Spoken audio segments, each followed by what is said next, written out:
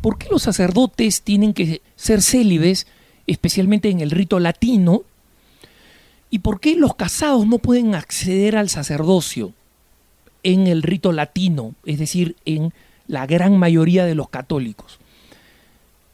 Esta es una pregunta interesante que viene al caso responder, porque normalmente viene acompañada de algunos argumentos que parecerían justificar la necesidad, o por lo menos la flexibilidad de parte de la Iglesia, de permitir también en el rito latino que los casados puedan ser sacerdotes o que los sacerdotes se casen. Ojo, que son dos cosas distintas. En la Iglesia no existe en ningún rito el permiso de un sacerdote para que se pueda casar. No existe. En los ritos orientales, y un lector de Así Prensa nos pone varios ejemplos, sacerdotes, algunos sacerdotes en el Líbano, algunos sacerdotes en Rumanía, es decir, acumula argumentos, pero no son argumentos que se suman los unos a los otros. La realidad en la Iglesia Católica es muy sencilla. La minoría de los católicos que viven en lo que se llama el Oriente fundamentalmente, en la tradición de el Medio Oriente, de Grecia o del Lejano Oriente, como la India, por ejemplo, el rito Malankar, etc.,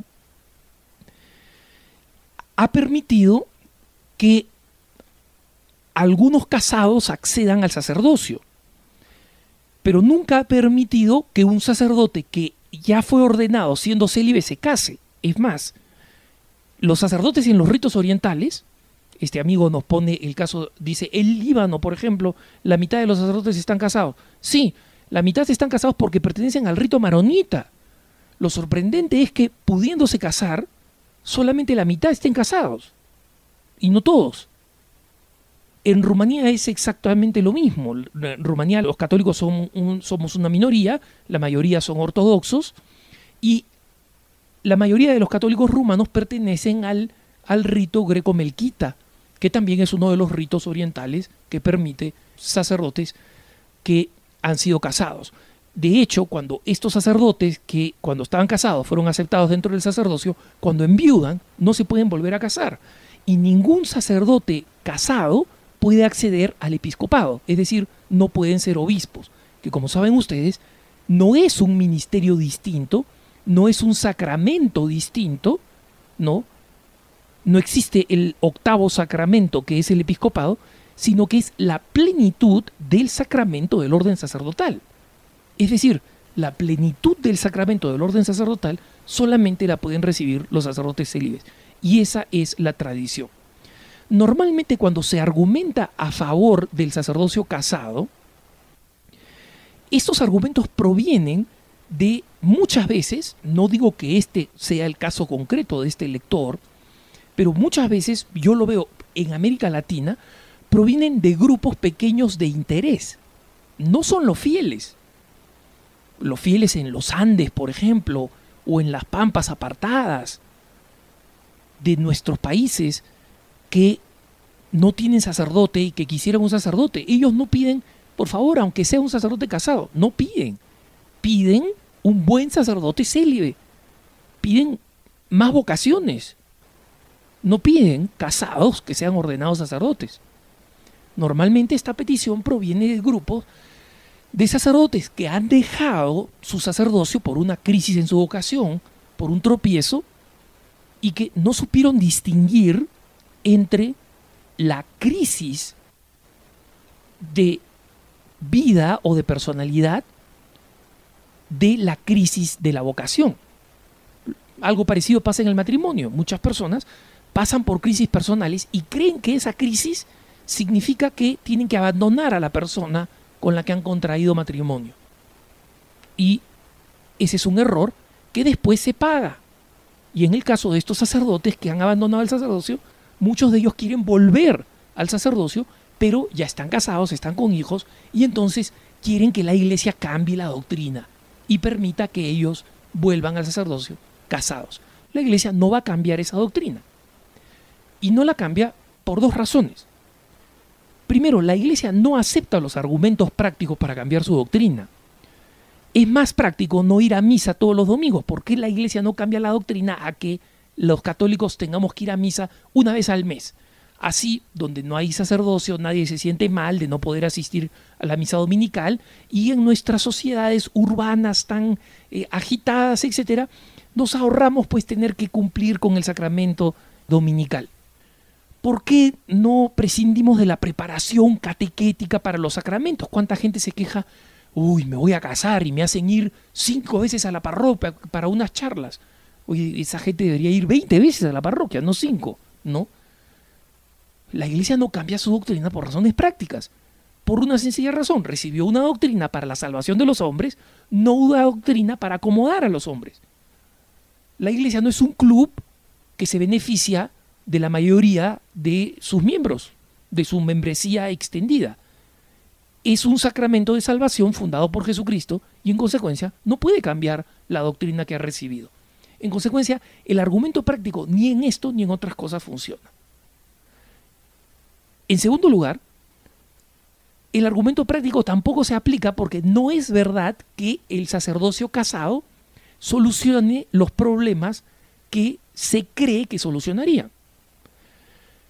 Los obispos de las iglesias orientales, en el sínodo de la Eucaristía, que presidió el Papa Benedicto XVI durante su primer año de pontificado, aclararon a aquellos sacerdotes de rito latino, nuestros obispos, por ejemplo, durante el sínodo, aclararon que ellos que tienen experiencia de los sacerdotes casados señalan que de ninguna manera es una solución a la falta de clero. ¿Por qué? Porque el sacerdocio casado, con todas las bendiciones que puede traer a sus propias iglesias orientales, genera una cantidad enorme de problemas. Por ejemplo, la falta de movilidad del sacerdocio. Un sacerdote en el rito latino normal puede ser trasladado de parroquia en parroquia. Un sacerdote con una familia tiene una familia que echa raíces. Movilizarlo es dificilísimo. Y en consecuencia, muchas veces cuando, por razones de la esposa o de los hijos, este sacerdote comienza a tener roces o malentendidos con la propia comunidad, los obispos no tienen la libertad de poder movilizarlos. En consecuencia, no es una solución desde el punto de vista práctico. Y lo mismo sucede si lo comparamos ya no con el rito oriental, sino con otras denominaciones, como por ejemplo los rabinos judíos, que no solamente se pueden casar, sino que es recomendable que se case.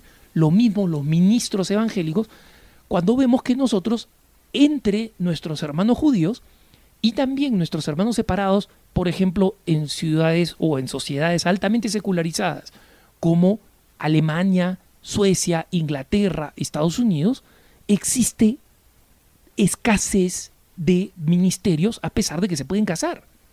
¿Por qué? Porque una posición de servicio no es valorada por nuestra sociedad secular materialista. Nadie quiere ser ministro aunque sea casado, porque no se va a volver rico, porque va a estar al servicio de una comunidad, porque tiene que tener paciencia, porque tiene que atender problemas personales, y donde los problemas personales no se acaban, porque una vez que acaba con los problemas personales de los demás, después tiene que resolver los problemas en su propio hogar. Entonces, simplemente el tema de la escasez de clero, es decir, de ministros, en algunas denominaciones protestantes es mucho peor que el de la Iglesia Católica. En consecuencia, la Iglesia no acepta cambiar su doctrina por razones prácticas, y las razones prácticas además no funcionan. Por el contrario, el argumento fundamental, como explicaba el Papa Benedicto XVI cuando inauguró el año del sacerdocio, está en que precisamente el sacerdocio es una vocación, es decir, la respuesta a un llamado de Dios, en la que el que es llamado aspira a ser lo máximo posible como Jesucristo, que fue célibe pudiendo haberse casado y decidiendo no casarse. No voy a entrar acá a los argumentos infantiles, pues a lo Dan Brown, no, que en realidad sí estuvo casado con María Magdalena. Esas son tonteras del siglo XX y de comienzo del siglo XXI, de algunas mentes afiebradas. Tomen los evangelios. ¿Dónde en los evangelios está que Jesús está casado, en ninguna parte. Jesús es célibe, Jesús muere célibe, Jesús lleva una vida célibe y Jesús le pide a sus apóstoles que se hagan eunucos, es decir, célibes, por el reino de los cielos. En consecuencia, los argumentos del celibato sacerdotal son contundentes. Jesús mismo estableció ese modelo. Y si bien no es un elemento de la esencia del sacerdocio, sí es un elemento de disciplina que es importantísimo para la vida de la Iglesia y que la Iglesia quiere seguir manteniendo como un tesoro. Que tengas un buen día.